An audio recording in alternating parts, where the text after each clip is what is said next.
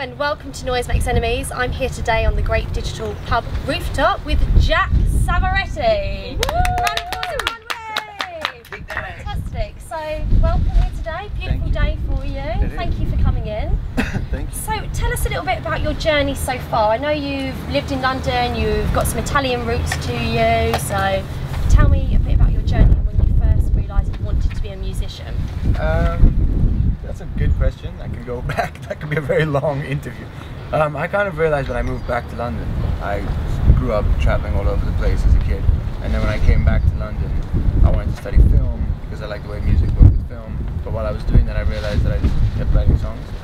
So that was about 6-7 years ago, and since then it's just become the day job. Fantastic. Yeah. So when you were younger, were you brought up with your mum and dad musically influencing you? Only because they listen to great music. But otherwise, I was very lucky that wherever I travelled, not just my parents but friends, I always was fortunate enough to have good music around me. So it was only about 6-7 years ago that you realised this is what you wanted to do. Yeah. And you realised your talent then, obviously. Well, I realised I could do it. So Yeah. that was a good start. And now every year we try to make it better and better and better. Fantastic. So you write your own music, obviously. Yes. So what are the main kind of topics that you write about? Do you like to write about your observations of the world, or is it personal to you? I always like to look at songs like taking a photo, trying to capture. I've always respected songwriters like Paul Simons and Chris Christopherson's, that there is poetry to their way of telling a story, but it's more of an actual capturing a time and a place and giving it to you quite straight up, rather than being too ethereal with the topics and just showing you something that otherwise on a day-to-day basis you'd not even notice, making you realize the beauty in the moment or the beauty in something you pass every day and don't even look at twice. So that I like songs that do that, so I try to do that every time I write a song. That's brilliant, man. That's really nice to do that. So, I mean, you're touring at the moment, aren't you? Yes. So how is that going? It's good. I'm very fortunate because I have a great band now and a rowdy bunch, and it's nice because I've been touring alone for the last couple of years, so it's nice to have good company. Have a nice team. Where's been your best kind of response so far? I think the UK is always a really great place to tour, especially when the weather's like this, but otherwise America is great fun. You get treated very well in America. And Europe also, you get treated really well and you eat really well in Europe. So yeah, anywhere they invite you is always good to go and play. It's tough when you go to places where they haven't invited you and you got to struggle and fight for your audience, but if you've been invited somewhere, it's always nice. Yes, I saw actually on your website as well, you've sold out in quite a few places as well with tickets, so I mean obviously people are, you know, really wanting to come and watch you play, which is fantastic. You've also got a band, is that right, called the Dirty Romantics? That's kind of a nickname that I've given them. Right, okay. I don't know if it's ever going to become official, but... Is that for you three guys? No, that's for them. That's all there. That's all there is. I totally... That was my gift to them. Okay, cool. Right. There was a lot of other insulting names, but the Dirty Romantics kind of stuck. Because they are a bunch of dirty romantics, and they just stuck. And they bring something a little bit dirty to what I do, and they also bring something a little bit romantic, which... The thing I like is that everybody that I play with comes from a different part of the world.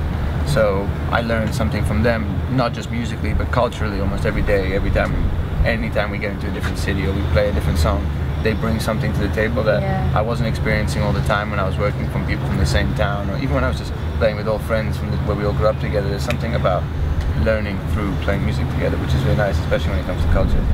Fantastic. It's really good to have that sort of collaboration, isn't Melting it, pot. Really? Yeah, exactly. Yeah. Got to ask you as well about Hate and Love, which you recorded with Sienna Miller, which is fantastic. Like, she's got an amazing voice. I mean, it was a really nice sort of balance there for the two of you. So how did that come about? It was a bit random. I saw her at this place called the Groucho Club in Soho in London, and she just literally walked into this room one night and started singing Nancy Sinatra's These Boots. She did it completely a cappella, and it was really impressive, and I got to know her after that, and we were hanging out a few times, and she'd always break into song. And I realized, yeah, you can really sing, and this would be fun. And we sung a few things together, just messing around, like a few Dylan tracks and all that, the Allman Brothers. And when I had this duet in mind, I wanted it to be definitely a guy and girl duet, but I also wanted it to have a bit of substance, to sort of a storytelling side to it, where you really immediately were interested in the story being sung. It wasn't just two guys and a girl, there was something more to that. And she added this kind of layer of mystery to it, which I thought was really good. And she can can sing. She can indeed. Did you write the song together, or did you write it and then propose it to her? And No, what was her reaction? I wrote the song with a friend of mine a couple months before that. It all kind of happened. It was one of those weird things where it just happened as I was writing that.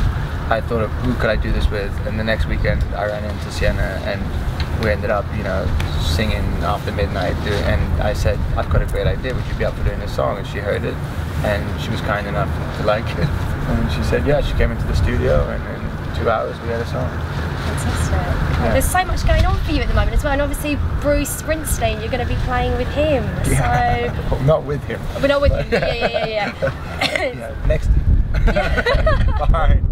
In the same city as him. Yeah. So how did that come about as well? Like? Well, we just found out the other day we're doing Hard Rock Calling in Hyde Park, which, if the weather's like this, would be amazing. But it'll be amazing whatever way the wind blows. But yeah, it's gonna be cool because more to the point, we get to see Bruce Springsteen. I know everyone in the office is like, "Oh, Bruce Springsteen, that's amazing." Unfortunately, I'd love to say we're hooking up tickets for everybody, but I think it's hard enough for us to get in. Laura did ask actually earlier for some tickets, but it wasn't quite possible.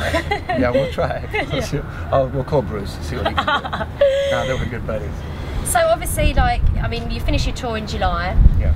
And then for the rest of 2012 and thereafter, what's the plan? What are you wanting from, you know, what your plans basically? Just to keep doing this. I mean, this is a different album from anything I've ever done in the past because there's so many people that worked on it that are still working on it. It's been a team that keeps growing rather than sort of people coming in and out, which is usually how I've done it in the past.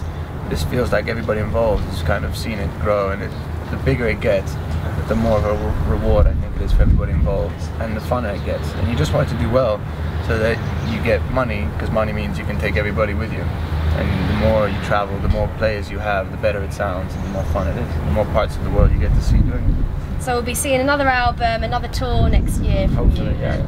Every year, hopefully. One a year. Exactly. Would be a good way to go. Definitely. And what are you going to perform for us today? We're going to do the opening track of the album, which is a song called Not Worthy. Okay. Which is just to sort of, because of the weather, I think we're going to have to play some fun Doing ones. some serious tanning out here, aren't we? Yeah, so we're going to do some good tanning music. And the other one is a song which was not officially the first single, but the first song from the album that got released, which is a song called Knock Knock. Brilliant. Okay, fantastic. Well, you've been amazing. Thank you very much for coming in. I'm glad I matched my nails to your shirt as well. Perfectly coordinated. Really pleased about that. But Jack Savoretti, I'll leave it over to you.